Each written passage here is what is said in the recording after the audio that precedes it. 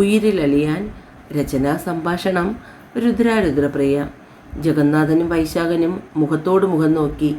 ഇത്രയും ക്രൂരമായി ചിന്തിക്കാനും പ്രവർത്തിക്കാനും എങ്ങനെ കഴിയുന്നു തങ്കം നിനക്ക്? കൂടെ എല്ലാത്തിനും സപ്പോർട്ടുമായി മോളും. വൈശാഖ്, ഇവിടെ യാതൊരു വിധത്തിലുള്ള പ്രശ്നവും ഇവരാൽ ഉണ്ടാകരുത്. കാശിയെ വിവാഹത്തിന് അർത്ഥസമ്മതത്തിൽ നിൽക്കുവാണ്. ഇവരിങ്ങനെ പ്രശ്നങ്ങൾ ഉണ്ടാക്കിയാൽ അത് കാശി എങ്ങനെ കൈകാര്യം ചെയ്യുമെന്നറിയില്ല. അതുകൊണ്ട് നമുക്ക് ഇവരുടെ നീക്കത്തെ തടഞ്ഞേ പറ്റൂ. തങ്കത്തിൻ്റെ കാര്യം അറിയാമല്ലോ. ഞാൻ എന്ത് പറഞ്ഞാലും അവൾ അതിൻ്റെ മറുകൃതി കാണിക്കും. അതാണ് ശീലം. പക്ഷേ മിത്ര, അവൾക്ക് നിന്നെ കുറച്ച് പേടിയുണ്ട്. ഒരിക്കലൊന്ന് നീ കൊടുത്തതിൻ്റെ ഗുണം എന്നെക്കൊണ്ട് ഇതുവരെ കഴിയാത്തതും അതുതന്നെയാണ്. വേദനയോടുകൂടിയാണ് ജഗന്നാഥൻ അത് പറഞ്ഞത്. അതുകൊണ്ട് മിത്രയെ അടക്കിയാൽ തങ്കം താനേ ഒതുങ്ങും. ഇവർ രണ്ടുപേരും കൂടി ചേരുമ്പോഴാണ് കുഴപ്പം. വൈശാഖിനെ കാര്യമായി തന്നെ എരികയറ്റി കാര്യം സാധിപ്പിക്കാൻ നോക്കുന്നുണ്ട് ജഗന്നാഥൻ. അന്നൊരു ദിവസം നിവൃത്തിയില്ലാതെ അവക്കൊന്ന് കൊടുത്തു എന്നത് സത്യമാണ്. പക്ഷേ ഇപ്പോൾ എന്തെങ്കിലും കാരണം കിട്ടണ്ടേ അമ്മാവ? വൈശാഖൻ ദയനീയമായി അമ്മാവനെ നോക്കി. കാരണത്തിനാണോ വിഷമം? അമ്മയും മോളും കൂടി ചേർന്ന് കഴിഞ്ഞാൽ എന്തെങ്കിലും കൊനഷ്ടുണ്ടാകും, ഉറപ്പാണ്. എന്തായാലും അങ്കിൾ ഇത്രയും പറഞ്ഞ സ്ഥിതിക്ക് നമുക്ക് നോക്കാം. അമ്മയും മോളും കൂടി സംസാരിച്ചു കൊണ്ടിരുന്നപ്പോൾ പെട്ടെന്നാണ് വൈശാഖ് റൂമിലേക്ക് കയറിയത്. ഞാൻ നിന്നെ എവിടെയെല്ലാം നോക്കി മിത്രേ. കുഞ്ഞുണർന്ന് കരഞ്ഞപ്പോൾ നീ എവിടെയായിരുന്നു? മോളെ അവരുടെ കയ്യിൽ കൊടുത്തുകൊണ്ട് വൈശാഖ് ദേഷ്യത്തോടെ ചോദിച്ചു. അപ്പോഴാണ് മിത്രയുടെ കവിളുകളിൽ ചുവന്നിരിക്കുന്ന പാട് അവൻ ശ്രദ്ധിച്ചത്. വൈശാഖിൻ്റെ നോട്ടം കണ്ടതും മിത്ര വേഗം അവളുടെ മുഖം തിരിച്ചു കളഞ്ഞു. എന്നാൽ വൈശാഖ് അവളുടെ മുന്നിൽ കയറി നിന്ന് അവളുടെ മുഖം ബലം പ്രയോഗിച്ച് അവൻ്റെ നേരെ തിരിച്ചു. കവിള് തിരിച്ചും മറിച്ചും നോക്കിയപ്പോൾ കണ്ട വിരലുകളുടെ നെയിലിച്ച പാട്. കുഞ്ഞിനെ മിത്രയുടെ കയ്യിൽ നിന്നും വാങ്ങി തങ്കത്തെ ഏൽപ്പിച്ചു വൈശാഖ്. ഒരിക്കൽ നീ കാശിയുടെ പിന്നാലെ ഒരുപാട് നടന്നതാണെന്നറിയാം. പക്ഷെ അതൊക്കെ കല്യാണത്തിന് മുൻപായിരുന്നു. ഇപ്പോൾ നീ ഒരു കുഞ്ഞിൻ്റെ അമ്മ കൂടിയാണ്. പക്ഷേ ഇപ്പോൾ നിലമറന്ന് ആവശ്യമില്ലാതെ അവൻ്റെ പിന്നാലെ പോയി ഇതുപോലുള്ള പാടുകൾ വാങ്ങി കെട്ടിയാൽ ഞാൻ അതുകൊണ്ട് കണ്ടുകൊണ്ട് വെറുതെ ഇരിക്കുമെന്ന് നീ വിചാരിക്കേണ്ട. ചോരയും നീരുമുള്ള ഒരാളാണ് ഞാനും. എൻ്റെ ഭാര്യ മുൻ കാമുകൻ്റെ പിന്നാലെ ചുറ്റുന്നത് എനിക്ക് അത്ര സുഖമുള്ള കാര്യമല്ല. അമ്മയും മോളും ഈ റൂം അടച്ചിരിക്കുന്നത് തന്നെ ഈ വിവാഹം കലക്കാനുള്ള ആലോചനയുമായിട്ടാണെന്നറിയാം. കാശിയുടെ വിവാഹം നടക്കാതിരിക്കാൻ എന്തെങ്കിലും പരിപാടി ഒപ്പിക്കാനാണ് രണ്ടുപേരുടെയും പരിപാടിയെങ്കിൽ മോൾ അമ്മയുടെ കൂടെ സ്ഥിര താമസമാക്കുന്നതായിരിക്കും നല്ലത്. പറഞ്ഞില്ലെന്ന് വേണ്ട. ഈ പ്രായമായിട്ടും ഈ വക പരിപാടിക്കൊക്കെ കൂട്ടു നിൽക്കാൻ അമ്മയ്ക്ക് നാണം തോന്നുന്നില്ലേ? തങ്കത്തിനെ നോക്കി അത്രയും കടുപ്പിച്ച് പറഞ്ഞുകൊണ്ട് വൈശാഖൻ മുറിയുടെ പുറത്തേക്ക് ഇറങ്ങി. അമ്മ എന്ത് പറഞ്ഞാലും കേട്ടുകൊണ്ട് നിൽക്കുന്ന അച്ഛനല്ല ഞാൻ. അത് മോളോട് ചോദിച്ചാൽ മതി, പറഞ്ഞു തരും. രണ്ടുപേരും കാരണം ഇവിടെ എന്തെങ്കിലും കുഴപ്പം ഉണ്ടായാൽ വൈശാഖിൻ്റെ മറ്റൊരു മുഖമായിരിക്കും നിങ്ങൾ കാണുന്നത്. റൂമിൽ നിന്നും പുറത്തേക്ക് ഇറങ്ങി നിന്നുള്ള വൈശാഖിൻ്റെ പറച്ചിൽ കേട്ട് ജഗന്നാഥനും രണ്ട് കൈയും ചേർത്ത് പിടിച്ചു. അവിടെ നിന്ന് സന്തോഷം പ്രകടിപ്പിക്കാൻ തുടങ്ങിയ ജഗന്നാഥനെയും വലിച്ചുകൊണ്ട് വൈശാഖ് വേഗം പിൻവാതിൽ വഴി പുറത്തേക്കിറങ്ങി. അവൻ്റെ രണ്ട് കൈയും പിടിച്ച് കുലുക്കി. എന്തായാലും നിനക്ക് ഇത്രയും ധൈര്യമുണ്ടെന്ന് ഞാൻ കരുതിയില്ല. അത് പിന്നെ അങ്കിൾ പെട്ടെന്നുള്ള ആവേശത്തിൽ എന്തൊക്കെയോ പറഞ്ഞു പോയതാണ്. മാത്രമല്ല കാശിയുടെ കയ്യിൽ നിന്നും അവൾക്ക് നല്ല രീതിയിൽ കിട്ടിയിട്ടുണ്ട്. അതുകൂടി കണ്ടപ്പോൾ എൻ്റെ കൺട്രോൾ പോയി എന്നതാണ് സത്യം.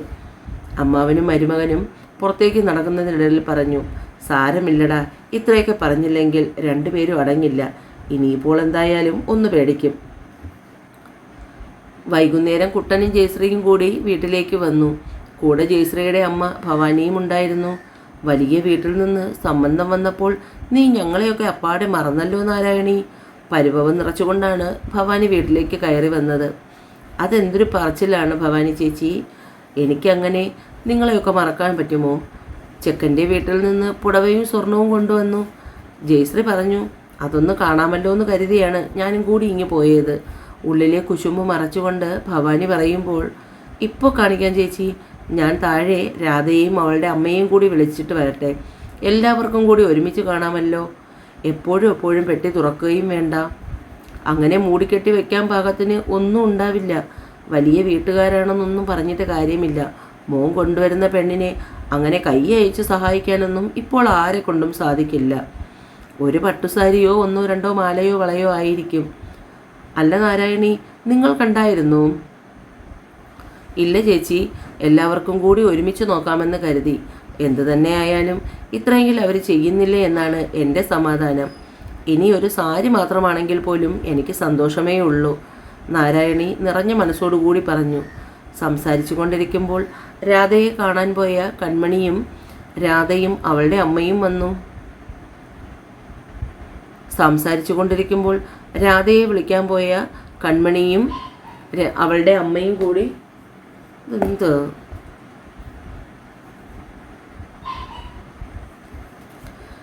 സംസാരിച്ചു കൊണ്ടിരിക്കുമ്പോൾ രാധയെ വിളിക്കാൻ പോയ കൺമണിയും എല്ലാവരും കൂടി അകത്തേക്ക് കയറി വന്നു. എല്ലാവരുടെയും മുന്നിൽ വെച്ച് തന്നെയാണ് ഒരു സ്റ്റൂൾ നീക്കിയിട്ട് കൺമണി പെട്ടി അതിന്മേൽ വെച്ചു. നാരായണി ഇടുപ്പിൽ ചെരുകിയിരുന്ന താക്കോലെടുത്ത് അവളുടെ കയ്യിൽ കൊടുത്തു. എൻ്റെ നാരായണി, ഈ ഒരു പെട്ടിക്കും താക്കോലോ? വല്ലാത്ത കൂത്ത് തന്നെ. ഇങ്ങനെ മൂടിക്കെട്ടി വയ്ക്കാൻ പാകത്തിന് എന്തെങ്കിലും അതിലുണ്ടായാൽ മതിയായിരുന്നു, ഭവാനി പുച്ഛത്തോടുകൂടി പറഞ്ഞു. കേട്ടപ്പോൾ നാരായണിക്കും കൺമണിക്കും വിഷമം തോന്നി. എങ്കിലും അവൾ ആ പെട്ടി തുറന്നു. ഏറ്റവും മുകളിലറ്റത്തായി ഒരു കവർ ഉണ്ടായിരുന്നത് കൺമണി എടുത്ത് തുറന്നു നോക്കി.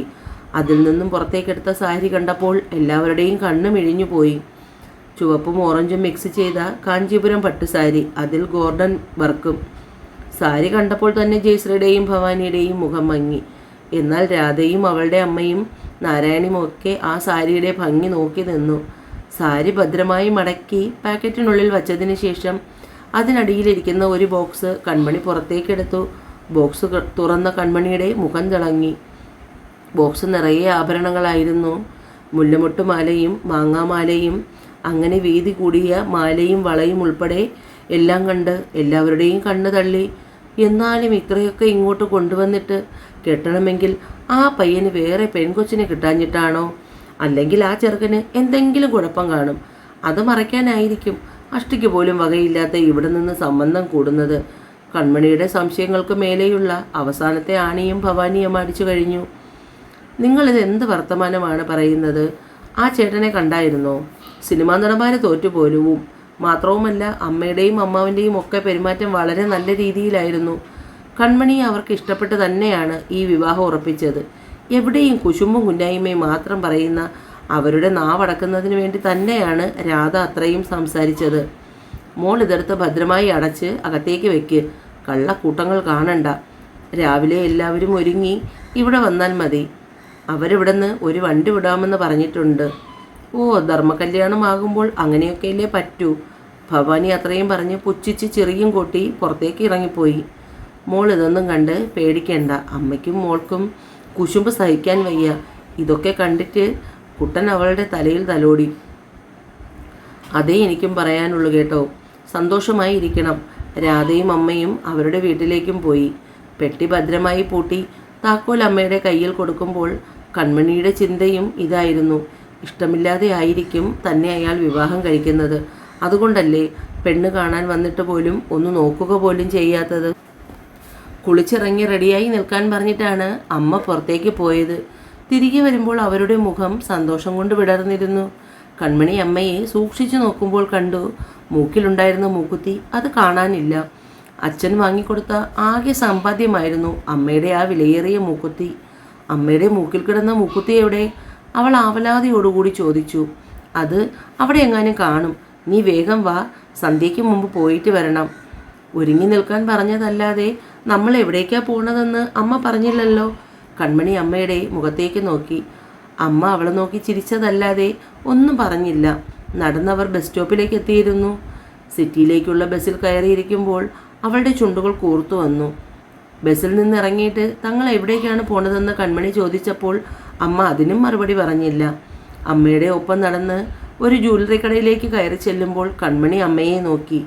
അവർ കൺമണിയെയും കൊണ്ട് അകത്തുള്ള കസേരയിൽ ഇരിക്കുമ്പോൾ സുമുഖനായ ഒരു ചെറുപ്പക്കാരി അവളുടെ അടുത്തേക്ക് വന്നു. അവർ കൺമണിയെയും കൊണ്ട് അകത്തെ കസേരയിൽ ഇരിക്കുമ്പോൾ സുമുഖയായ ഒരു ചെറുപ്പക്കാരി അവളുടെ അടുത്തേക്ക് വന്നു. കൺമണി അമ്മയുടെ മുഖത്തേക്ക് നോക്കി. മോളുടെ മൂക്ക് കുത്തിക്കണമായിരുന്നു കൊച്ചേ. അവർ ചോദിച്ചപ്പോൾ ആ പെൺകുട്ടി ഒന്ന് ചിരിച്ചു. ആദ്യം നമുക്ക് മൂക്കുത്തി സെലക്ട് ചെയ്യാം അമ്മേ, അതിനുശേഷം മൂക്ക് കുത്തിക്കാം. കൺമണിയുടെ മുഖം വിടർന്നു. പണ്ട് +2 പരീക്ഷ കഴിഞ്ഞപ്പോൾ രാധയുടെ മൂക്കിൽ കിടന്ന മൂക്കുത്തി കണ്ടാണ് കൺമണി ആദ്യമായി മൂക്കുത്തി വേണമെന്ന് ആഗ്രഹിച്ചത്. അന്നമ്മ അതിന് സമ്മതിച്ചില്ല. സമ്മതിച്ചില്ല എന്ന് പറയുന്നതിനേക്കാൾ ഉപരി അമ്മയുടെ കയ്യിൽ അതിനുള്ള പാങ്ങില്ലായിരുന്നു. ഇപ്പോൾ അമ്മയ്ക്ക് എവിടെ നിന്നാണ് പൈസ കിട്ടിയത്? കൺമണി ആലോചനയോടെ ഇരുന്നു. അമ്മ മൂക്കുത്തി സെലക്ട് ചെയ്യുന്ന തിരക്കിലാണ്. അടുക്കി വെച്ചിരിക്കുന്ന മൂക്കുത്തുകളിലേക്ക് അമ്മയുടെ കണ്ണ് പായുന്നത് നിറഞ്ഞ മനസ്സോടുകൂടി കൺമണി നോക്കിയിരുന്നു. കടുന്നീല കല്ല് വെച്ച മൂക്കുത്തിയിൽ 3 ചെറിയ വെള്ള കല്ലുകൾ ഞാത്തുപോലെ തൂങ്ങിക്കിടക്കുന്നു. നാരായണിക്ക് ആ മൂക്കുത്തി വളരെ ഇഷ്ടമായി. ആ പെൺകുട്ടി അത് ഭംഗിയുണ്ടെന്നു കൂടി പറഞ്ഞപ്പോൾ അവരുടെ മുഖം തിളങ്ങി. പേടി തോന്നി. മൂക്കുത്തി എന്ന ആഗ്രഹം ഉള്ളിലുണ്ടെങ്കിലും മൂക്കു കുത്താനുള്ള ഭയം കൊണ്ടാണ് ഇതുവരെയും മാറ്റിവെച്ചത്. ഇപ്പോൾ അമ്മയുടെ മുഖത്തെ സന്തോഷം കാണുമ്പോൾ അവൾ ആ പേടിയും മനഃപൂർവ്വം അവർക്കായി മാറ്റിവെച്ചു. മൂക്കുകുത്തി കഴിഞ്ഞപ്പോൾ അവരുടെ മുഖം പഴയതിലും ജ്വലിച്ചു. പക്ഷെ അമ്മയുടെ മൂക്കുത്തി കൊടുത്താണ് അത് വാങ്ങിയതെന്നറിഞ്ഞപ്പോൾ അവൾക്ക് വീണ്ടും സങ്കടം തോന്നി. നിറയെ മണികളുള്ള വെള്ളി പാദസരവും അമ്മ അവൾക്കായി വാങ്ങിക്കൊടുത്തു. നിറഞ്ഞ മനസ്സോടെയുള്ള അമ്മയുടെ മുഖം കണ്ടപ്പോൾ, ആ സന്തോഷം കണ്ടപ്പോൾ അത് തന്നിലേക്കും പകരുന്നത് കൺമണി അറിഞ്ഞു. പതിവ് പോലെ ആരും വിളിക്കാതെ തന്നെ കൺമണി രാവിലെ എഴുന്നേറ്റു. ക്ലോക്കിലേക്ക് നോക്കുമ്പോൾ സമയം 4:30 മണി. ഇന്ന് തൻ്റെ വിവാഹമാണ്. ഇതൊരു വിവാഹ വീടും. അങ്ങനെയുള്ള ചിന്തകൾ വന്നപ്പോൾ അറിയാതെ കണ്ണ് നിറഞ്ഞു. ഇത്രയും കാലം അമ്മയും താനും മാത്രം ഉണ്ടായിരുന്ന ലോകം അവിടെ നിന്നാണ് മറ്റൊരിടത്തേക്ക് പറിച്ചു നടാൻ പോകുന്നത്. ഇതുവരെ അറിയാത്ത, പരിചയപ്പെടാത്ത പുതിയ കുറേ ആൾക്കാർ. അവരുടെ ഇടയിലേക്ക് താനൊരു അതിഥിയായി കടന്നു ചെല്ലുന്നു. ആ അമ്മയുടെ മുഖം ഓർക്കുമ്പോൾ മനസ്സിലെന്തോ വല്ലാത്ത തണുപ്പ് വീണ പോലെ. കാശിയുടെ മുഖം മനസ്സിലേക്ക് വരുമ്പോൾ തന്നെ അവ്യക്തമായിരുന്നു. തന്നെ ഒന്ന് നോക്കുപോലും ചെയ്യാത്ത, ഇഷ്ടമില്ലെങ്കിൽ പിന്നെ എന്തിനാ വെറുതെ? നിനക്കിഷ്ടമാണോ കൺമണി ഈ വിവാഹം? മനസാക്ഷി അവളോട് ചോദിച്ചു. അതിനൊരു ഉത്തരം അവളുടെ കയ്യിലില്ലായിരുന്നു. അവളുടെ ഇഷ്ടവും ഇഷ്ടക്കേടും ഒന്നും ആരും ചോദിച്ചില്ല. നിസ്സഹായതയോടെ മുന്നിൽ നിൽക്കുന്ന അമ്മയുടെ മുഖം മാത്രമായിരുന്നു മനസ്സ് നിറയെ. എഴുന്നേറ്റ് അടുക്കളയിലേക്ക് വന്ന് കാപ്പിക്ക് വെള്ളം വെച്ചു. അമ്മയ്ക്കും അവൾക്കുമുള്ള കാപ്പി ഉണ്ടാക്കി. അടുക്കളയിൽ നിന്നും പുറത്തേക്ക് ഇറങ്ങുമ്പോൾ അമ്മയും മുറിയിൽ നിന്നും പുറത്തേക്ക് വരുന്നത് കണ്ടു. അല്പനേരം അവളെ തന്നെ നോക്കി നിന്നു. പിന്നെ ആ കണ്ണുകൾ നിറഞ്ഞു. അവളെയും പിടിച്ചുകൊണ്ട് മുറിയുടെ പടിവാതിലിൽ അവരിരുന്നു. ഒരു പെൺകുട്ടിയുടെ ജീവിതത്തിലെ ഏറ്റവും സന്തോഷം നിറഞ്ഞ ദിവസമാണ് അവളുടെ വിവാഹ ദിവസം. പക്ഷേ എൻ്റെ മോളുടെ മുഖത്തുള്ള ഈ സങ്കടം കാണുമ്പോൾ അമ്മയ്ക്ക് പേടി തോന്നുന്നു. ചോദിക്കാനും പറയാനും ഒന്നും ആരുമില്ലാതെ എൻ്റെ കുഞ്ഞിനെ നടതള്ളി വിടുകയാണെന്നും തോന്നരുത്. കണ്ണേ, അമ്മയോട് ദേഷ്യമുണ്ടോ നിനക്ക്? നിറഞ്ഞ കണ്ണ് കൈയുടെ പുറകുവശം കൊണ്ട് അമർത്തി തുടച്ചു. അവളുടെ മുഖത്തേക്ക് വീണ് കിടക്കുന്ന കുഞ്ഞുമുടി അമ്മ ചെവിയുടെ പിന്നിലേക്ക് മാടി ഒതുക്കി. പുതിയ വീടാണ്, പുതിയ ആൾക്കാരാണ്. എല്ലാം കണ്ടറിഞ്ഞ് എൻ്റെ മോൾ നിൽക്കണം. ആദ്യമൊന്നും നമുക്ക് ആരെയും ഉൾക്കൊള്ളാൻ കഴിഞ്ഞെന്ന് വരില്ല. പക്ഷേ പതിയെ പതിയെ അത് മാറിക്കൊള്ളും. അമ്മയുടെ കാലം കഴിഞ്ഞാൽ നീ ഒറ്റപ്പെട്ടു പോകും. അതുകൊണ്ടാണ് എന്ന് പറഞ്ഞ് കെട്ടിക്കയറി ചെല്ലുന്ന വീട്ടിൽ അടിമയെപ്പോലെ ജീവിക്കണമെന്ന് അമ്മ ഒരിക്കലും പറയില്ല. സഹിക്കാൻ വയ്യാണ്ട് ആയെന്ന് തോന്നിയാൽ ഇങ്ങി പോന്നേക്കണം. അമ്മ ഇവിടെ ഉണ്ടാവും. ആരുമില്ലെന്നുള്ള തോന്നൽ പാടില്ല. കൂടപ്പുറപ്പിൻ്റെ സ്ഥാനത്ത് കുട്ടനുണ്ടാവും. അണിയിച്ചൊരുക്കാനും കൂട്ടുവരാനും ഒന്നും അമ്മയല്ലാതെ എൻ്റെ കുഞ്ഞിന് ആരുമില്ല. കട്ടൻ കാപ്പി അവളുടെ കയ്യിലേക്ക് വെച്ചു കൊടുത്തു. അമ്മയും മകളും കൂടി ആ തിണ്ണയിലിരുന്ന് കാപ്പി ഊതി കുടിച്ചു. അല്പം കൂടി വെട്ടം വീണിട്ട് മറപ്പുരയിൽ പോയാൽ മതി കേട്ടോ. കൺമണി മറപ്പുരയിൽ നിന്ന് കുളിച്ചു പുറത്തേക്ക് ഇറങ്ങുമ്പോഴാണ് രാധ അവിടേക്ക് വന്നത്. കണ്ണേ, അവളുടെ നീട്ടിയുള്ള വിളി കേട്ടപ്പോൾ നാരായണി പുറത്തേക്ക് ഇറങ്ങി വന്നു. മോള് വന്നത് നന്നായി. അവളെ ഒന്ന് ഒരുങ്ങാൻ സഹായിച്ചു കൊടുക്കണേ. ഞാൻ അതിനാണ് അമ്മയെ നേരത്തെ ഇങ്ങി പോകുന്നത്. ഇത്രയും അതിരാവിലെ മോൾ ഒറ്റയ്ക്കാണോ വന്നത്? നാരായണി സംശയത്തോടു കൂടി അവളുടെ മുഖത്തേക്ക് നോക്കി. അല്ല, ഏട്ടൻ അവിടെ ഉണ്ട്. രമേശൻ കുറച്ചുകൂടി വെട്ടത്തേക്ക് നീങ്ങി നിന്നു. 5 മണി മുതൽ ഇറങ്ങിയിരിക്കുകയാണ് കൺമണിയുടെ അടുത്തേക്ക് വരാൻ. ഒന്ന് വെട്ടം വീഴട്ടെ എന്ന് പറഞ്ഞ് ഒരു വിധത്തിൽ പിടിച്ചിരുത്തിയിരിക്കുകയായിരുന്നു. എന്നാൽ ശരി, ഞാൻ ഇറങ്ങട്ടെ. രാധ റൂമിലേക്ക് ചെല്ലുമ്പോൾ കൺമണി തലമുടി വിടർത്തിയിട്ട് മുടിയിലെ ഉടക്ക് കളയുകയാണ്. സാരിക്ക് മാച്ചായ സ്കർട്ടും ബ്ലൗസും മാത്രമായിരുന്നു കൺമണിയുടെ വേഷം. പിന്നിലൂടെ ചെന്ന് രാധ അവളെ പുണർന്നു. കൺമണി മുന്നിലേക്ക് ഒന്നേച്ചു പോയി. പക്ഷേ എങ്കിലും വീഴാതെ അവൾ ജനലിൽ പിടിച്ചു നിന്നു. കൺമണി രാധയുടെ കയ്യിൽ കുഞ്ഞനൊരു തല്ല് വെച്ചു കൊടുത്തു. തിരിഞ്ഞു നോക്കുമ്പോൾ രാധയുടെ കണ്ണ് നിറഞ്ഞിരിക്കുന്നു. കൺമണിക്ക് അവളുടെ സങ്കടത്തിൻ്റെ കാര്യം മനസ്സിലായി. അങ്ങോട്ടും ഇങ്ങോട്ടും കൂട്ടായി അവർ 2 പേർ മാത്രമേ ഉണ്ടായിരുന്നുള്ളൂ. എല്ലാ സങ്കടവും സന്തോഷവും തുറന്നു പറയുന്നത് രാധയോടാണ്. കണ്ണേ, നീ പോയാൽ ഞാൻ ഒറ്റയ്ക്കാവില്ലേ? രാധ കൺമണിയെ ചേർത്ത് പിടിച്ചു. ഞാൻ പോയി കഴിഞ്ഞാലും ഇവിടെ വന്ന് എൻ്റെ അമ്മയെ നോക്കിക്കൊള്ളണം കേട്ടോ നീ. വിശ്വസിച്ചേൽപ്പിച്ചിട്ട് പോകാൻ എനിക്ക് വേറെ ആരുമില്ല. അത് പറയുമ്പോഴേക്കും കൺമണി നിർത്താതെ കരഞ്ഞു. രാധയ്ക്ക് മനസ്സിലാകുമായിരുന്നു അവളുടെ സങ്കടത്തിൻ്റെ ആഴം. അവളുടെ മുതുകിൽ തലോടിക്കൊണ്ട് രാധ അവളെ ആശ്വസിപ്പിച്ചു. ഒരുപാട് നേരം രണ്ടുപേരും പരസ്പരം പുണർന്ന് അങ്ങനെ നിന്നു. ഒടുവിൽ രാധ തന്നെ കൺമണിയെ ബലമായി പിടിച്ചു മാറ്റി. കയ്യിലിരുന്ന് തോർത്തു വാങ്ങി അവളുടെ മുഖം അമർത്തി തുടച്ചു കൊടുത്തു. അയ്യേ, പെണ്ണിൻ്റെ മുഖമാകെ ഇപ്പോൾ തന്നെ ചുവന്ന് വീർത്തു. ഞാൻ നിന്നെ ഒരുക്കി തരാം, അതിനാണ് വന്നത്. കോളേജിൽ പഠിക്കുന്ന സമയത്ത് സാരി ഉടുക്കുമ്പോൾ രാധയാണ് കൺമണിക്ക് ഭംഗിയായി സാരി ഉടുപ്പിച്ചു കൊടുക്കുന്നത്. അവൾ സാരി എടുത്ത് ഭംഗിയായി കൺമണിയെ ഉടുപ്പിച്ചു. കൺമണിക്ക് വെണ്ണയുടെ നിറമാണ്. സാരി ഉടുത്തു കഴിഞ്ഞപ്പോൾ തന്നെ അവൾ ദേവതയെപ്പോലെ ജ്വലിച്ചു. ആഭരണങ്ങളെല്ലാം രാധ തന്നെയാണ് അവളെ അണിയിച്ചത്. രാധ രാവിലെ വരുമ്പോൾ തന്നെ അവളുടെ ചെറിയ മേക്കപ്പ് ബോക്സും കൂടി കൊണ്ടുവന്നു. അതിലുള്ള സാധനങ്ങളെല്ലാം കൺമണിയുടെ മുഖത്ത് പരീക്ഷിക്കാമെന്നാണ് രാധ കരുതിയത്. പക്ഷേ കൺമണി അവളുടെ മുഖത്തൊന്നും തന്നെ ഇടാൻ അനുവദിച്ചില്ല. ഒരല്പം പൗഡർ തോർത്ത് ഐലൈനർ കൊണ്ട് കണ്ണുകളെ നീട്ടി വരച്ചു. സ്വതവേ വലിയ കണ്ണുകളാണ് കൺമണിക്ക്. ഐലൈനർ കൂടി ഇട്ടതോടെ അത് കുറച്ചുകൂടി വലുതായി. നെറ്റിയിൽ ചുവന്ന പൊട്ടും കുത്തി. നേരത്തെ കുളിച്ചതുകൊണ്ട് മുടി നന്നായി ഉണങ്ങിയിരുന്നു. ഇടുപ്പിന് താഴെ വരെ കട്ടിക്ക് കിടക്കുന്ന തലമുടി ഭംഗിയായി കുളിപ്പിന്നലിട്ടു. അപ്പോഴേക്കും ബാലൻ തലയിൽ ചൂടാനുള്ള മുല്ലപ്പൂവുമായി എത്തി. രാധ തന്നെ അവളുടെ തലയിൽ ഭംഗിയായി പൂവച്ചു കൊടുത്തു. ഇപ്പോൾ കണ്ടാൽ അമ്പലത്തിലെ ദേവീ വിഗ്രഹം പോലെയുണ്ട് അവളെ കാണാൻ. രാധ അവളുടെ കണ്ണിൽ നിന്നും അല്പം കൺമഷി എടുത്ത് കൺമണിയുടെ ചെവിയുടെ പിന്നിൽ തേച്ചു കൊടുത്തു. എൻ്റെ കണ്ണിന് ആരുടെയും കണ്ണ് കിട്ടാതിരിക്കട്ടെ. അപ്സരസിനെ പോലെ തിളങ്ങി നിന്ന അവളോട് രാധയ്ക്ക് ഒരു നിമിഷം അസൂയ തോന്നി. അമ്മയ്ക്കും ബാലന് ദക്ഷിണ കൊടുത്തു കഴിഞ്ഞപ്പോഴേക്കും അവളുടെ കണ്ണുകൾ നിറഞ്ഞു. ബാലൻ അവളെ ചേർത്ത് പിടിച്ച് നിറകിൽ തലോടി. ജയശ്രീയും ഭവാനിയും ഇതൊക്കെ കണ്ട് മുഖം കോട്ടി. സന്തോഷത്തോടു കൂടി മോൾ യാത്ര പറഞ്ഞിറങ്ങ്. മോൾ അമ്മയെ സങ്കടപ്പെടുത്താതെ.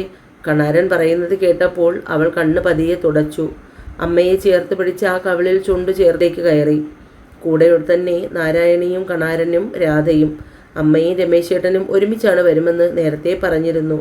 ബാലനും ജയശ്രീയും ഭവാനിയമ്മയും കൂടി അവരുടെ വണ്ടിയിൽ യാത്ര തിരിച്ചു. കാർ കണ്ണിൽ നിന്നും അകന്നു മാറുമ്പോൾ രമേശൻ്റെ കണ്ണ് നിറഞ്ഞ് 2 തുള്ളി കണ്ണുനീർ കവിളിലേക്ക് ചിതറി വീണു. തുടരും.